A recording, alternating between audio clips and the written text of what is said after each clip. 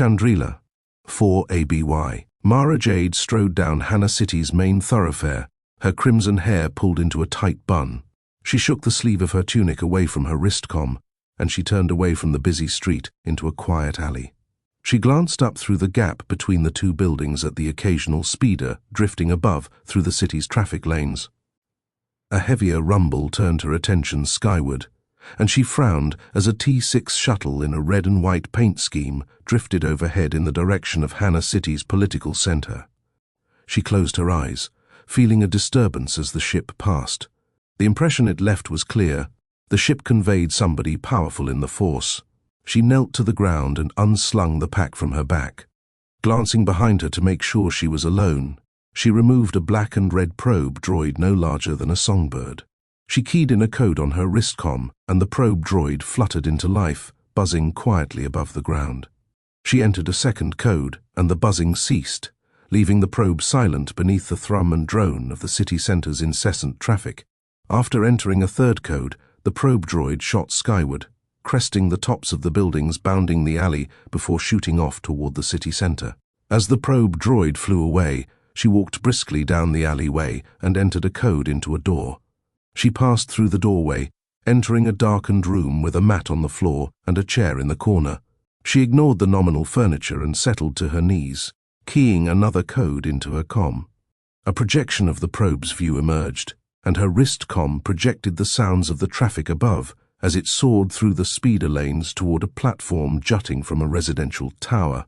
The probe droid's viewfinder showed the T6 docking at the platform, and a lone human, cloaked and hooded, waited at the platform. The probe droid reached the rim of the platform, and it fluttered to the railing encircling the edge. The probe perched atop a light, and the woman turned up the volume on the feed. The T6 powered down, leaving only the ambient noise of the city beyond. The boarding ramp lowered with a hiss of steam, and two figures emerged. One, a Mandalorian in black armor, with vivid orange and purple highlights. The other woman wore a white robe draped over a pair of montrals. A thrill passed through the woman as she watched the probe droid's feed. She recognized the Togruta from the Empire's files. She had vanished inexplicably, and now had reappeared suddenly and just as inexplicably. She tensed, thinking to herself, complications. Turning her thoughts from her apprehension about the Togruta, she listened as the Togruta approached the man in the cloak. "Welcome back, Ahsoka Tano," the man said, his voice tranquil and mild. "Thank you, Luke," she said, before turning to the Mandalorian.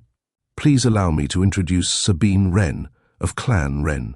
The video showed Luke nodding to the Mandalorian, and the Mandalorian said, "Nice to meet you. Are you here to take me to Mon Mothma?" "3PO will show you the way," Luke explained, and the probe droid shifted toward a golden protocol droid shuffling toward the trio. The droid reached the trio and declared in its prissy voice, "I am C-3PO, Human-Cyborg Relations. Mistress Wren, if you permit, I will bring you to Mon Mothma." The Mandalorian nodded and followed the protocol droid as it shuffled off. The probe droid shifted its view back to Skywalker and the Togruta. "I'm sorry to hear your journey was unsuccessful," Luke said. "Thank you," the Togruta said, adding, "Sabine left a beacon.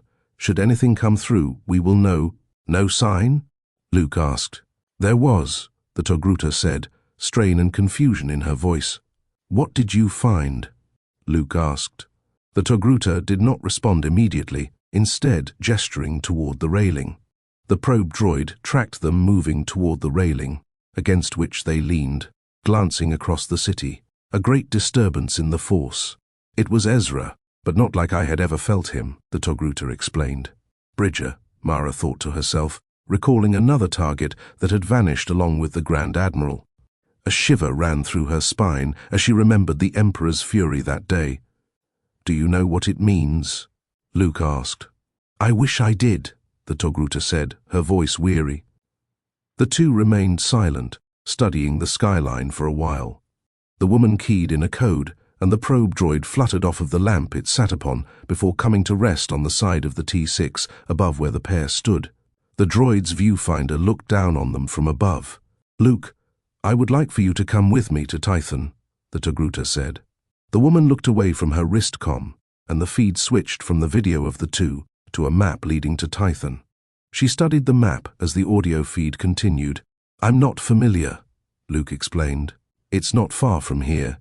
It's a planet rich with Jedi history and powerful in the Force," the Togruta explained.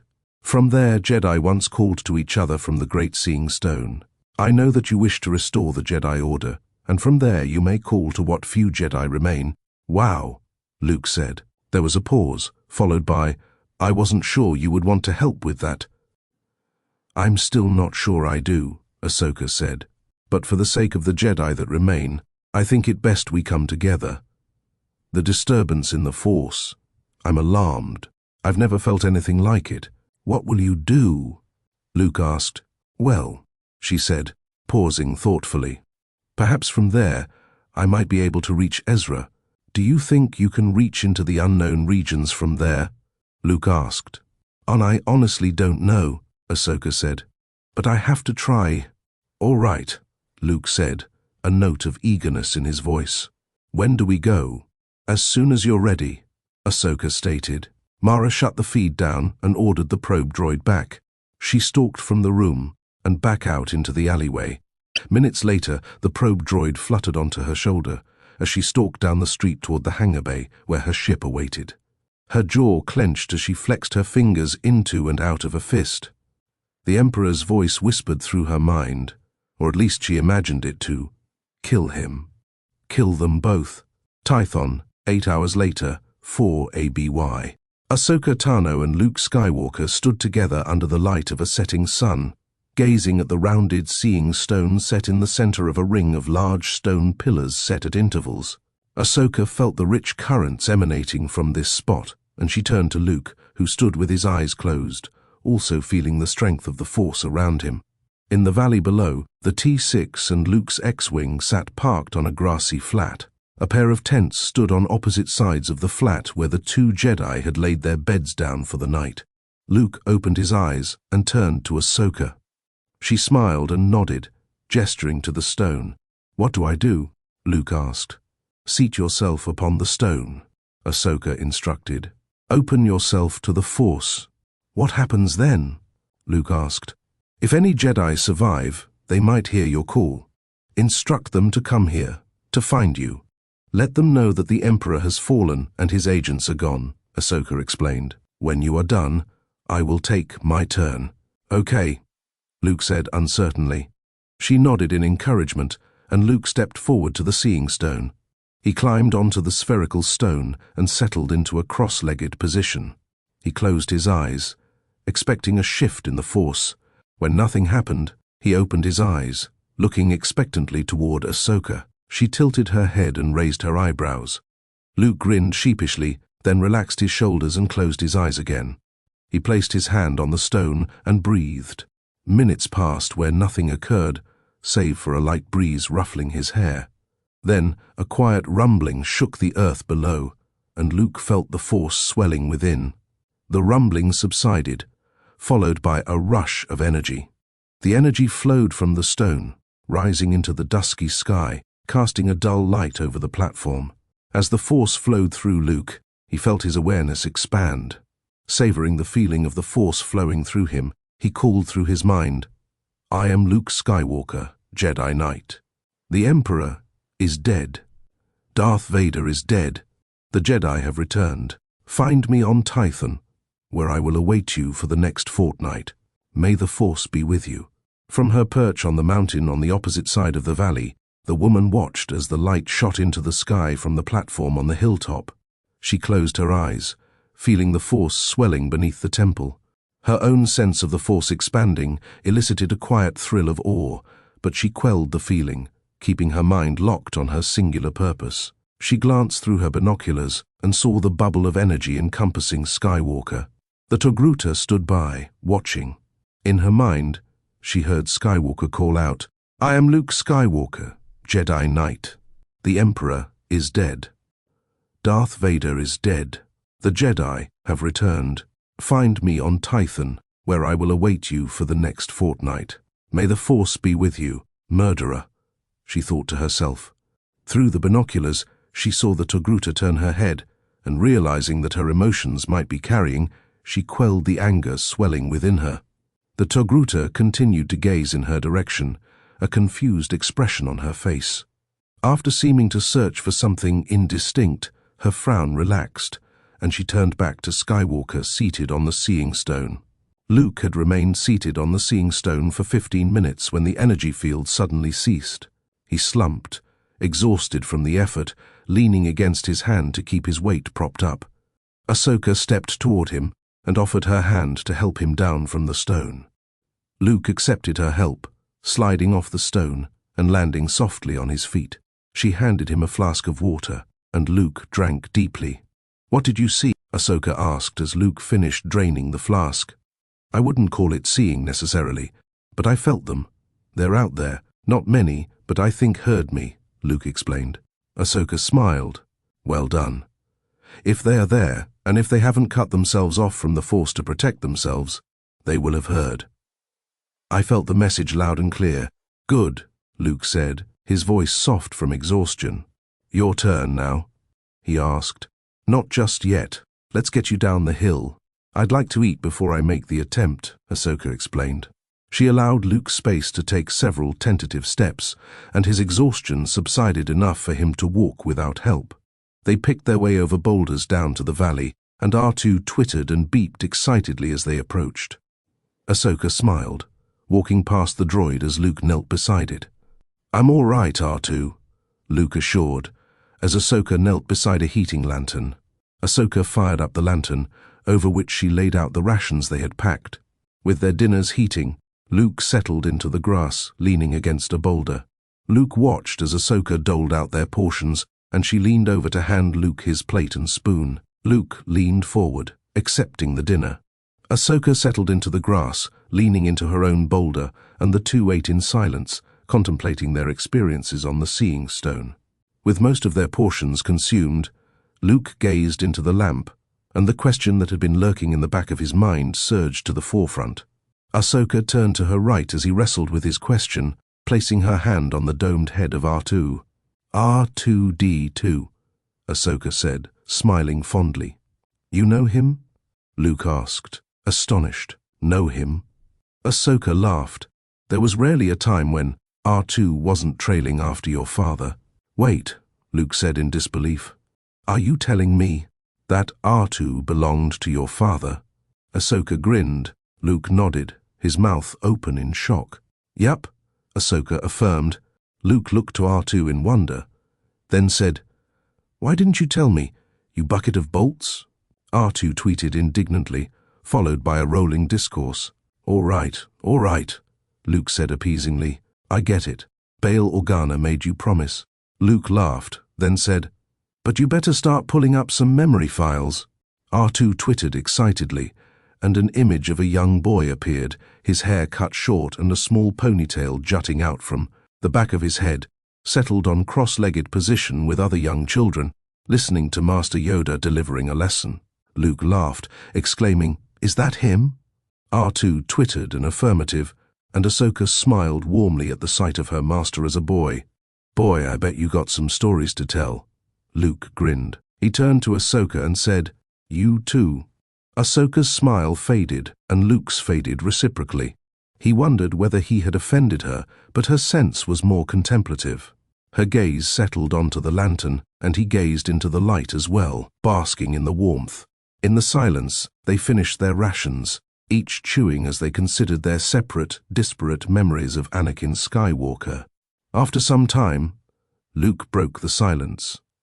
"Can I ask you something?" Ahsoka nodded, chewing her food thoughtfully. "Why don't you want to rebuild the Jedi Order?" Luke asked. Ahsoka continued to chew thoughtfully, then swallowed. She gazed into the light, contemplating its warm glow for nearly a minute before she answered. The Jedi Order failed a lot of people. The image of his father's face, chalk white and ruined, flashed through Luke's mind. "Like my father. Especially your father," Ahsoka affirmed. "But not just him, myself as well. Many factors contributed to the fall of the Jedi Order, and most of them were self-inflicted. In hindsight, we played right into Darth Sidious's manipulations. It's been hard piecing together what happened," Luke admitted. "Yes, the Emperor went to great lengths to cover it up, He portrayed Anakin Skywalker as a hero who tried to stop the corruption of the Jedi from spreading. The truth lives on only with the Jedi who survived, Ahsoka explained. Why did the Jedi fail? Luke asked. Hubris, Ahsoka stated vaguely, a cryptic smile on her face. Inflexibility, dogma, a failure to adapt. Moreover, the Jedi allied themselves to the Republic, subverting their greater purpose to the whims of politicians. Hence, the Clone Wars. Luke asked. A war we never should have fought. Sidious orchestrated it all, and the Jedi were pawns in their own destruction, Ahsoka explained. Luke listened, noting the rich cocktail of emotion in her voice. Her eyes stared into the glow of the lamp, and Luke was unsure whether she was bitter, angry, sad, regretful, or relieved. That's exactly why I want your help, Luke said. Ahsoka looked up from the glow and frowned. Ahsoka, I had a few weeks of training with Master Yoda, and the rest I put together on my own. I don't know how to train Jedi, Luke said, voicing the insecurities that had festered in his mind as Mon Mothma and others had elevated him in esteem before the entire galaxy. Maybe you don't have to, Ahsoka said. What? And let the Jedi Order die out? Luke asked, confused. Maybe, Ahsoka murmured, her eyes gazing deep into the lantern. But Yoda said. Luke began. Ahsoka interrupted, saying, Yoda said. Obi-Wan said, From what I can gather, their guidance put you through a horrible ordeal. They didn't explain why you should go through it, nor did they tell you what dangers you might face. That you survived at all is a miracle. I think you've earned the right to decide your own destiny. Luke frowned, staring into the lantern. It felt imperative to rebuild the Order. With a few adjustments and adaptations, as Ahsoka had inferred, perhaps a new enduring order free of the previous iteration's flaws could arise. It doesn't have to be the way it was, Luke pleaded. And how do you know the older Jedi will allow that? Ahsoka asked. Luke had no answer for her question, but as he considered his role in the rebellion and the loneliness he experienced, his thoughts drifted to tales he heard of other Jedi, including his father. For all their flaws and weaknesses, the Jedi had been, for a long time, a force for good in the galaxy. This is what I want, and I think it's what the galaxy needs, Luke said, conviction in his voice. But I can't do it alone. I don't know how. Ahsoka raised her eyebrows and nodded, mulling something over to herself. She straightened up, making eye contact with Luke, and said, I think you might be underestimating yourself, Ahsoka said encouragingly. I've searched for the past few years. There's almost nothing left. No lore, no books, no Jedi. It was hard enough even finding a crystal for my lightsaber. How am I supposed to build an order from this? Luke asked, his anxieties swelling. Luke, Ahsoka smiled. Luke looked up, holding her gaze. She raised her eyebrows. You can't solve tomorrow's problems today. You sound like Yoda, Luke grumbled. Agree with Yoda, I do. Ahsoka chuckled. Luke's sour expression lightened at Ahsoka's imitation of Yoda's syntax. The moment of levity passed, and something heavier emerged in Luke's mind. He slumped against the boulder, gazing into the lantern. What is it? Ahsoka cajoled. Luke closed his eyes and shook his head. Come on, Skywalker. Spit it out, Ahsoka said, her voice kind. Leia, Luke said. What if I screw it up? What if I can't train her right? Something tells me she's going to pick everything up in a hurry, Ahsoka affirmed. But what if I... Luke began. I think the first thing you need to do is quiet that mind and listen to the Force. Ahsoka smiled. Please, Ahsoka, Luke said, at least with Leia. Help me do this right. Ahsoka did not answer, instead continuing to stare into the lamp. Luke waited patiently, and after several minutes had passed, Ahsoka looked up. I think that I'm ready to go to the stone now. You've given me something to think about, and I'm going to sit with it for a bit. I'll let you know soon, Luke. Luke exhaled, accepting that the conversation would not go any further. He raised himself up as she did, saying, I can accept that. Ahsoka smiled and nodded, and Luke said, I hope you find him. Me too, she said as she stepped away from the lantern. Luke watched her walk into the darkness, then followed her light bobbing over the rocks as she climbed back up to the temple. As he watched her go, He felt fatigue settle over him, and finally ready to succumb to exhaustion, he walked to his sleeping bag and settled in, eager for a deep, heavy sleep. Darkness fell at the campsite as the Togruta ascended the hill and Skywalker settled into his bed. Mara waited until a blue glow emerged from the seeing stone atop the hill, and feeling confident that the Togruta was occupied, she emerged from the boulders she had hidden within, stalking silently towards Skywalker as he drifted into sleep. She placed her helmet over her head, inhaling as the breathing mechanism kicked on. Memories of dozens of assassinations drifted through her mind, and her adrenaline sharpened her focus. She crept through the boulders, feeling the whispery caress of fountain grass brush her pants as she prowled. The blue light shimmered above, and she sensed the Togruta reaching, calling, straining, her focus occupied elsewhere. She mounted a boulder and peered down at Skywalker, fast asleep in his bed. She unclipped the weapon from her belt, feeling the Emperor's lightsaber's cold weight in her hand. How fitting, she thought as she gripped the weapon, prepared to spring, to strike, a silent knife plunging into the heart of the rebellion's great hero, the man who took everything from her. She reached out her senses to ensure Skywalker was well and truly asleep. Her sense of him suggested that his mind was slipping into the depths. She tensed, then leapt. As she somersaulted through the air, she ignited the crimson blade with a snap hiss, and she dropped down toward him. She saw his eyes fly open in terror, and she felt a rush of sadistic glee, knowing that he would be awake when she cut through him.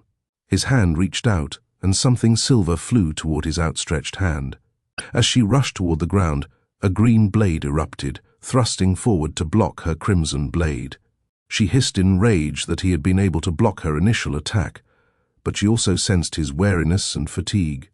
Drained as he was from his time on the Seeing Stone, and with the Togruta occupied, he would be an easy kill. Through his fatigue he pushed, and Mara lifted off of the ground as the force carried her. He was out of his bag and on his feet faster than she expected, and he crouched into a ready position, wary of her next attack.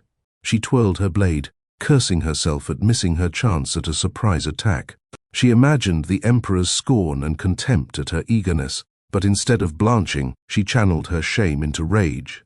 "I won't fail you, my master." She lunged forward, slashing at Skywalker. He blocked her attack, but just barely. Her secondary attacks followed rapidly, and she brought the Emperor's blade across her chest, slamming into his blade and knocking him backward. He stumbled over the lantern and came down hard on his back, his head grazing the boulder he had lounged against only minutes ago. She felt his pain through the force, savoring it. She reached out her free hand, remembering the Emperor's training.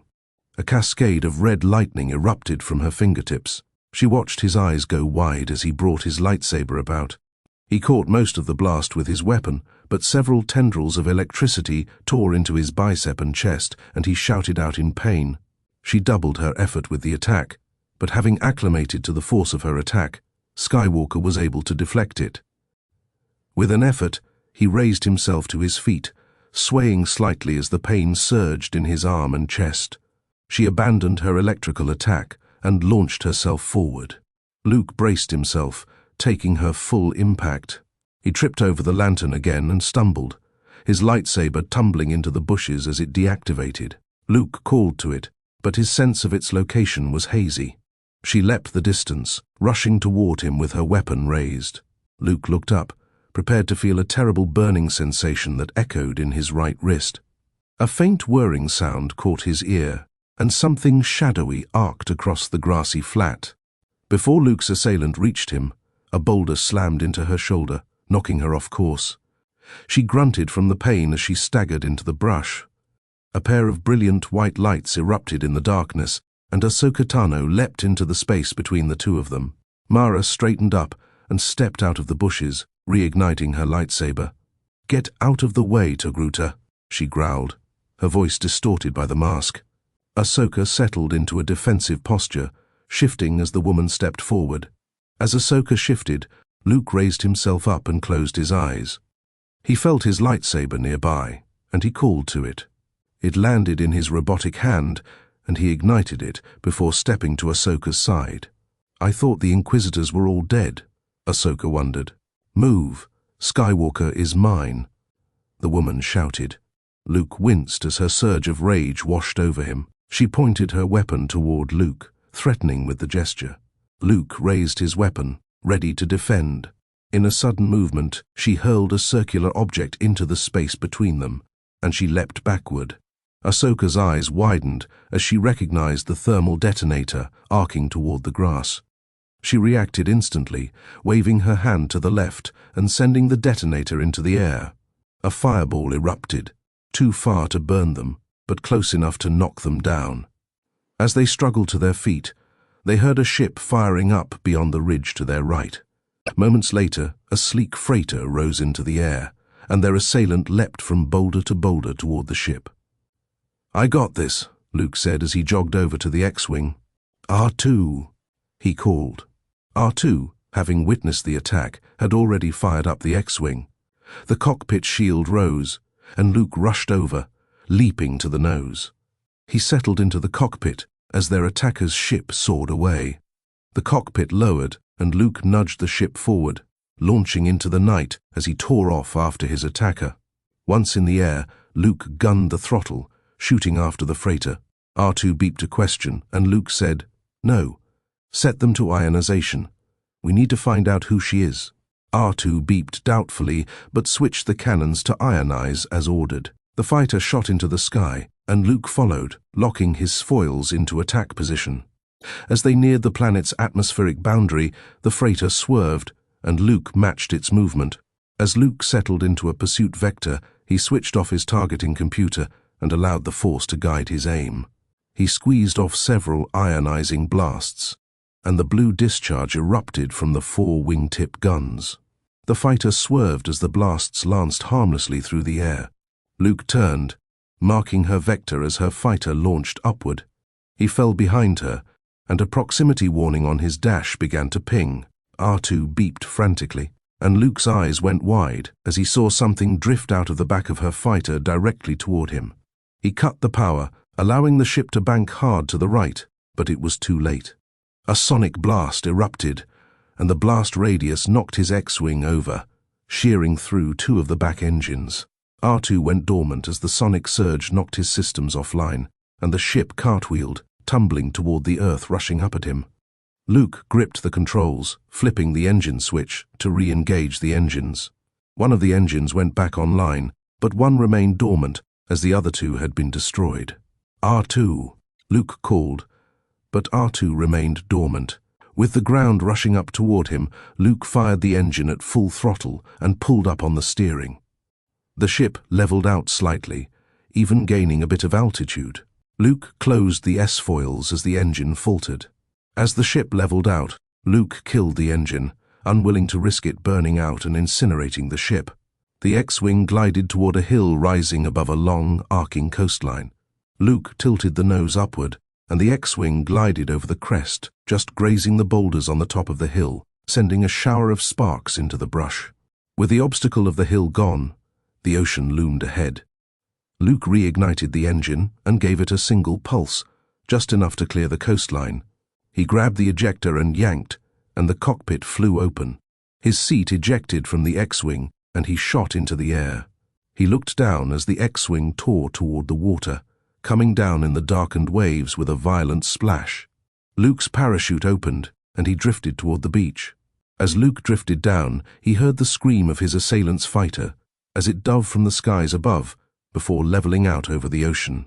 The fighter tore straight toward him, and Luke heard the sonic boom as its pilot gunned the engine into full throttle. Luke settled to the ground with a hard bump, and he struggled through the entangled cables attaching the parachute. The bright orange chute presented a large, obvious target, and as the roar of the freighter grew in his ears, Luke felt the Force screaming of danger. Struggling to disentangle himself, he heard the bark of a blaster and expected to feel the wall of flame and heat engulf him. He tore the vest of the chute harness aside, and to his astonishment, several green blasts lanced through the night sky into the water, knocking the fighter off course. The freighter swerved away as a second, heavier engine roared overhead. The freighter, seemingly realizing that it was now outmatched, tore off across the ocean and rose into the sky, screaming toward space. The heavier engine rumbled, and Luke felt the parachute flapping and fluttering as a second freighter of a Corellian make that Luke could not identify hovered nearby. Luke felt another surge in the force and knew that somebody was approaching. He wrenched himself out of the chute and unstrapped himself from his chair. He fumbled through his parachute, managing to poke his head through a space to see a tall man with long auburn hair and a beard approaching. The man stopped shy of Luke, looking him up and down while suppressing a grin. As Luke began extricating himself from the tangle, he heard the man say, "Skywalker." "Yeah, I'm Luke," Luke affirmed. "I heard your call," the man said. "My name's Cal. Cal Kestis."